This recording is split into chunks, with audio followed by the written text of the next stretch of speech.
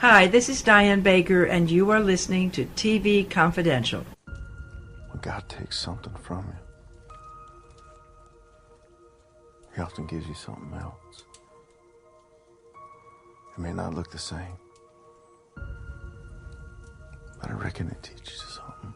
Ed Robertson welcoming you back to TV Confidential radio talk show about television. Is happy to welcome back Mr. Darby Hinton. Darby Hinton, the actor known around the world as Israel Boone on Daniel Boone. Darby has 3 new movies coming out, one of which is a post-Civil War drama called Wild Faith about a Union soldier who comes back to his hometown in Michigan to start a new life, only to be met with hatred and resistance from many of his own town people. Wild Faith won the Best Faith-Based Film Award at both the 2018 Burbank International Film Festival and the 2018 International Christian Film Festival. It is a movie with a timeless message of faith and hope, and yet, in light of what is going on in Washington this week as we record this conversation, it is also incredibly timely. We'll tell you more about Wild Faith in just a second, but first, we began our conversation by telling Darby, I watched Wild Faith last night.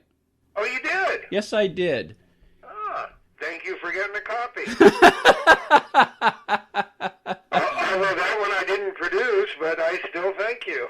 The one where you play Cole Younger, you did, is that the one you produced? Yeah, I produced that one. I mean, I'm one of the producers. I'm not the sole producer. Okay, well, I plan on asking you about that, but when I found out that Wild Faith was on Amazon, I rented it last night. And what's really interesting is that it has a very timeless message, but there's no way you could have planned it. But in light of what's going on right now, the movie is incredibly timely. It really kind of is, you know.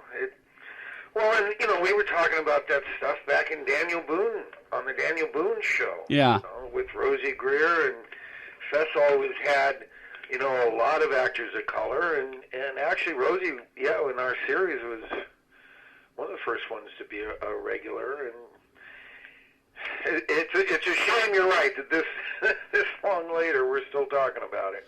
Of course, I know that from the last time we chatted with you, I know that the fact that you've always been a history buff. In fact, I know that we were working on a show called either Darby's Living History or Hinton's Living History. Right, it was Hinton's Living History. So I know you've always been a history buff, so I would imagine that the fact that Wild Faith is a historical drama, was that one of the things that attracted you to it? Yes, that I like the people involved, you know. I think Lana's a wonderful person. Love working with her. And, yeah, and I really like the story and the way they put it together. And this young group that I had met through connections years ago in North Carolina, you know, they just turn out nice family Christian movies that, you know, and I wasn't as slow the Christian movie, because you put that on and automatically people give negative content to it, you know, so family films, let's say. It's a family film. It does address the power of faith and the power of prayer, but what I like about it, Darby, is that it is not in your face. It's very subtle. Exactly. And like any good movie drama, like any good television drama, when they have the moments of prayer, it serves the story. It serves the story, and it has dramatic purposes versus doing it just for the sake of filibustering, so to speak. So, yes, there is a little bit of that going on in the business, isn't there? Yes, there is. But now, I understand the movie was filmed on location in the state of Michigan. You play the town shopkeeper, the guy who runs the general store, you and Lana Wood. And it looks like that was actually filmed in a real store, was it? Or is that a very realistic set? It's a wonderful little historic town they had there. That whole town, when they come in with the wagon and everything, it's a wonderfully restored little town that was there that these guys took advantage of. I mean, the film was shot on a shoestring budget. Mm-hmm. It was, there were no frills. They had to grab what they can, and that's another thing that I think is wonderful, the production value they got out of what they put in, I think is wonderful. Very much so. I mean, it does not look like a low-budget film. And plus, I would imagine as an actor, you know, when you work in real locations and work in a real store versus on a set, I mean, that both poses challenge, but it's also kind of exhilarating for you as a performer, isn't it? Oh, I love it. Listen, I've spent a lot of my life doing guerrilla shoots and working. And, you know, there was a time in my life I picked projects by where were they filming, and, you know, was it someplace fun to go or exotic or someplace I hadn't been. So I love that. And like I said, the energy on the set, you know, when you have the writers and the producer are also the actors, and it's that feeling of, you know, come on, let's get the gang together and, you know, put on a play. And these guys get together and they put on movies and they produce quality stuff, and they're all invested in it. You know, it's their baby. They're there to see it happen, and I love that feeling. I love working with those kind of people. Darby Hinton is on the line with us. Darby Hinton, the actor known around the world as Israel Boone. On Daniel Boone, Darby is one of the stars, one of the gang of actors that you can see in Wild Faith.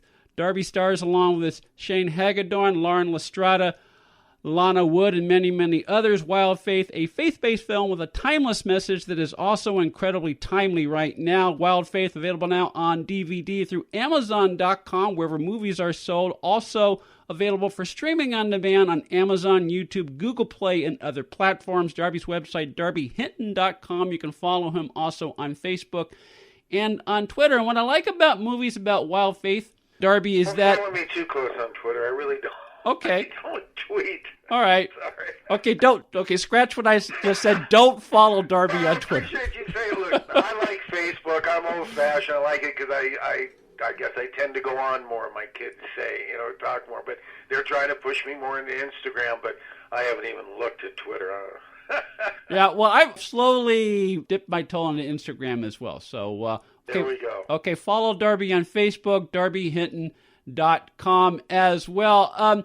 You mentioned everyone was invested in more ways than one in the film. I mean, it's an ensemble film in the best sense of the word, in that every actor has at least one or two scenes. That's their scene. Like, for example, you're the shopkeeper, Gerald. In fact, one of your scenes kind of leads to a pivotal moment in the film. Well, that's always nice.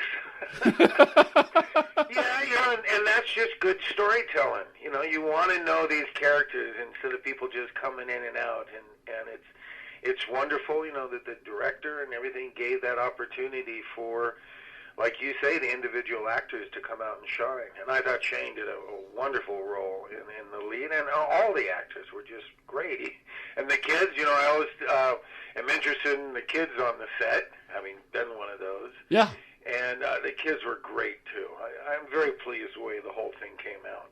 Wild Faith, available now on DVD. It's also available for streaming on demand on Amazon and other platforms. I understand there might be a Wild Faith television series. Is that still in the works? Can you tell us about that? Or they're talking about it. You know, I'm having grown up in this business and in this town, I don't count on anything until the second week of shooting.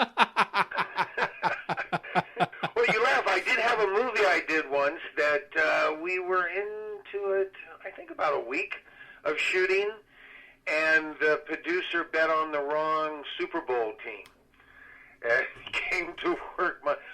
We have to shut down shooting for a little while. And we actually did for about 3 or 4 months. We had to shut down until they could gather the funds back to carry on. So I don't count on anything until the second week, or it's in the can. yes, and But it would make a great series. I mean, you know, listen, that's why I went on and did Bill Tilghman after that. I love going out and meeting fans, and like I said, I love traveling and seeing new places. And when I go, I hear it so often, oh, we love Daniel Boone. Why don't they make him like that anymore? That was a family show. That was something the whole family could sit down. And like you said earlier, we did make points about slavery, about a new America, about a new government, but not hitting anybody over the head with it. Just good storytelling. And without all the special effects and everything. And that's why when Wayne Shipley approached me at one of these things and showed me a script for Bill Tilghman and the Outlaws, and I read it. It was just a great little Western with a great story and just what everybody talks about. Now, the problem is everybody talks about it, and if more people went to see those kind of films, I think Hollywood would do more of them. But we went out on a limb and we shot this family-friendly Western, as they did with Wild Faith, and they are finding an audience. I think the pendulum might be swinging back. I think people might have seen as many superheroes and special effects and stuff like that as they can handle for a little while, and it's getting back to the real story, people, interactions between people. And that's fun stuff to listen. It's fun stuff to do the superhero stuff too. I'm not saying I would turn one down if I was offered yesterday, but I think why you like that and why Wild Faith has found such an audience now too is that there's a need for that, a calling. It's nice to get lost in a time when there was a good guy and a bad guy, and the good guy might just be good. He doesn't have to have some dramatic flaw that has to be aired out for everybody. Plus, I think it goes back to the basic appeal of the Western in general. There's a reason why Westerns, I mean, yes, certainly when you were doing Daniel Boone, Westerns were really in vogue, especially on television. But throughout the years, throughout the decades, throughout the 20th century, really, now into the 21st century, Westerns are back in vogue. And I think a lot of it has to do with it is good old-fashioned, clearly defined good guys and bad guys, but also it goes back to the people who help build things and establish things that many of us take for granted now. Oh, absolutely. Absolutely. I couldn't agree with. And like Bill Tilghman and the Outlaws, it's fun. I got to play Cole Younger. So, of course, I went and did a lot of research and read up. And, I mean, they just don't make people like that anymore. If you tried to tell his story and there weren't people to back it up, in Hollywood they say, oh, come on, this guy couldn't have had, 10, 12 bullets shot in him when a bank robbery went bad and went on the run for 2 days with his partner who had his elbow blown off. And for 2 days they're avoiding the posse and going through the... I mean, it's amazing. And then you hear of his war... he was a war hero for the losing side, unfortunately. But he was the one that, gave... When they captured one of his teachers, he made sure that the teacher made it back safely, and he made sure that no civilians were shot. I mean, he was a man of honor. But unfortunately, his side lost. They took all his land. They, took everything from him with a lot of those people and made fun of him and spit on him. So, they didn't have much of a choice but go rob banks and let's get back at these carpetbaggers and the people that have come in and tried to take over our land. And, when you really read the history and find out what they were doing, and Frank James, my buddy Bobby Carradine plays Frank James in it, who, spent his time in jail but then went on to have a normal life.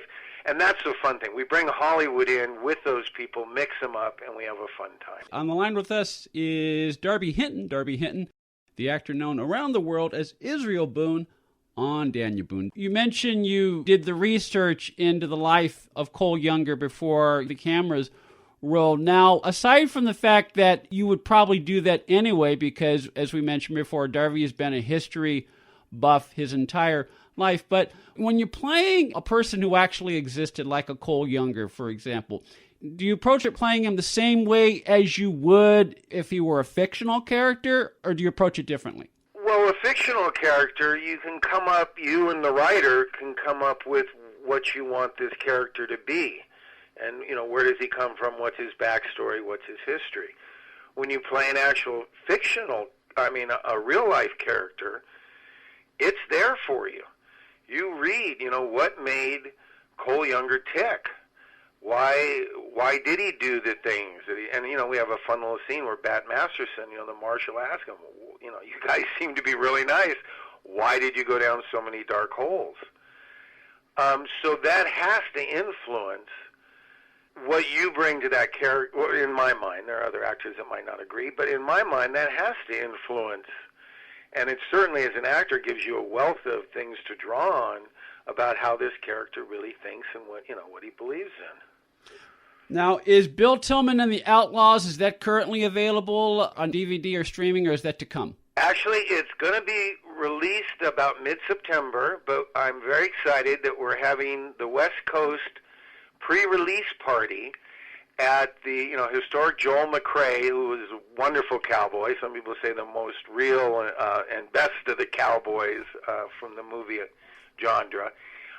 His ranch, his grandson, has given us the ranch to do a big outdoor screening.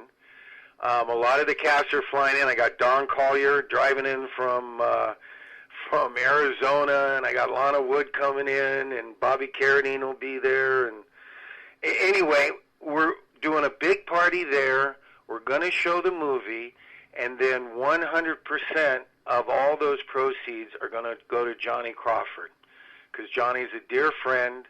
He's in this movie. He's battling with Alzheimer's right now, and it's getting a good hold on him, and it's just such a terrible thing for anybody to go through.